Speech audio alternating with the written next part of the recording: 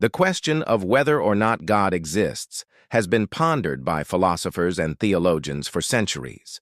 And with the rise of scientific thinking in the past few hundred years, many people have asked, has science disproven the existence of God? In this video, we're going to examine the current state of scientific knowledge and see if there's any conflict between science and theology. When most people ask if science has disproven God, they're really asking if there's any scientific evidence against the existence of God. And the simple answer is no. Science can neither prove nor disprove the existence of God because science deals with the natural world, and God, by definition, is supernatural. To put it another way, science cannot speak to the question of God's existence because the concept of God is outside the realm of scientific inquiry. For example, I can't design an experiment to test the claim that angels exist. Angels are supernatural beings, so any observation about the natural world cannot speak to their existence. The same is true for God. By definition, God is a supernatural being. Thus, observations about the natural world cannot speak to the question of his existence. However, there are some claims made by religious people that are testable and falsifiable.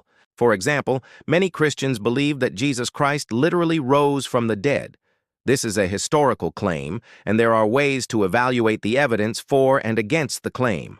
But science doesn't help us here. It's history and theology that can speak to this claim. There are also some who claim to have personal experiences with God.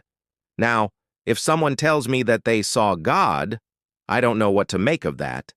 If it's a sincere claim, then it might be a religious experience, but that's not scientific. If it's a dishonest claim, then it's a lie, which is also not scientific.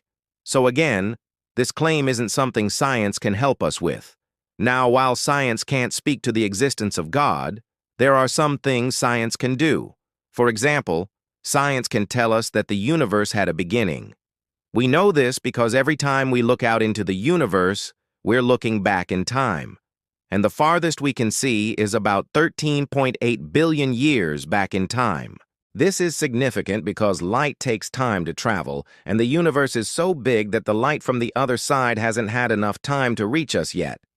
If the universe had no beginning, then there would be no limit to how far we could see, because light from all parts of the universe would have had a chance to reach us.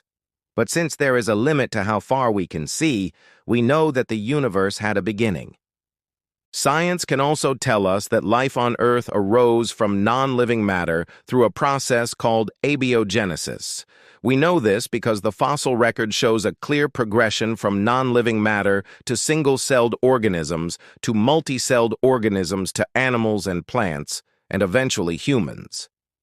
There are claims made by religious people that life just kind of appeared on Earth, fully formed, and that God created humans in their current form. But science doesn't support either of these claims. The evidence overwhelmingly points to evolution as the mechanism by which life arose on Earth. Science can also tell us that the Earth is about 4.5 billion years old, and that the universe is about 13.8 billion years old. However, some religious people claim that the Earth and the universe are only thousands of years old. Science doesn't support this claim.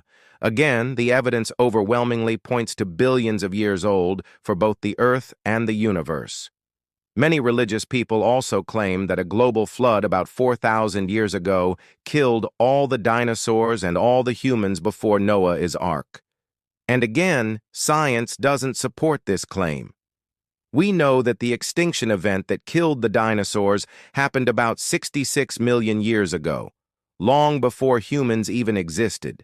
And the oldest human fossils date back about 300,000 years. So there was plenty of time for humans to evolve after the dinosaurs went extinct.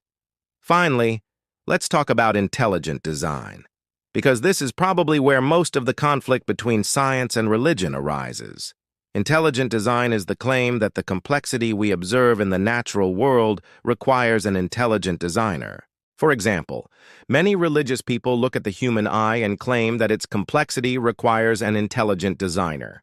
But science doesn't require us to believe this. Evolution provides a reasonable explanation for the complexity we see in nature. Here's why. Let's say we have a population of bacteria. Some are better adapted to their environment than others. They reproduce more, and those traits get passed down to the next generation. Over millions of years, small changes accumulate, and eventually you end up with a new species. This process is called natural selection, and it's the driving force of evolution. Natural selection acts on existing variation, but new variation arises through random mutations. When DNA is copied, mistakes happen, and those mistakes introduce new traits into the population. Sometimes these traits are beneficial and sometimes they're harmful, but if they're beneficial, they'll be selected for and passed down to future generations. Over millions of years, small changes accumulate and complex adaptations arise through this process. Now, does this mean that evolution happens quickly? No. In fact, evolution is really slow. It takes millions of years for major changes to occur. But given enough time, natural selection and random mutations can produce the complexity we see in nature. So, when religious people point to the complexity of the human eye and claim that it requires an intelligent designer, scientists can reasonably disagree. We don't need an intelligent designer to explain the complexity we see in nature. Evolution does a good enough job. So now we come back to the original question, has science disproven the existence of God? And the answer is no. Science can neither prove nor disprove the existence of God because science deals with the natural world, and God is, by definition, supernatural. However, science can tell us a lot about the natural world. And when religious people make claims about the natural world, science can help us evaluate those claims.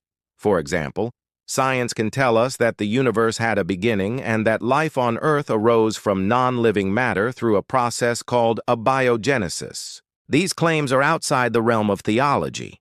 They're scientific claims. And the evidence overwhelmingly points against these claims being true. So what should religious people do? Should they abandon their beliefs? Should they modify their beliefs? Or should they reject science? Ultimately, this is a decision that each individual will have to make for themselves. But I think it's important to remember that science and religion are two different ways of understanding the world. Science is based on reason and evidence, while religion is based on faith. There are some things that science can't explain, such as the origin of life or the meaning of life, and there are some things that religion can't explain, such as how to build a bridge or how to cure a disease. Each discipline has its own strengths and limitations, and when we understand those strengths and limitations, we can use science and religion in complementary ways to gain a deeper understanding of the world and our place in it. I hope this video was helpful. If you have any questions or comments, please feel free to leave them below. I'd love to hear from you. Thank you for watching, and I'll see you next time.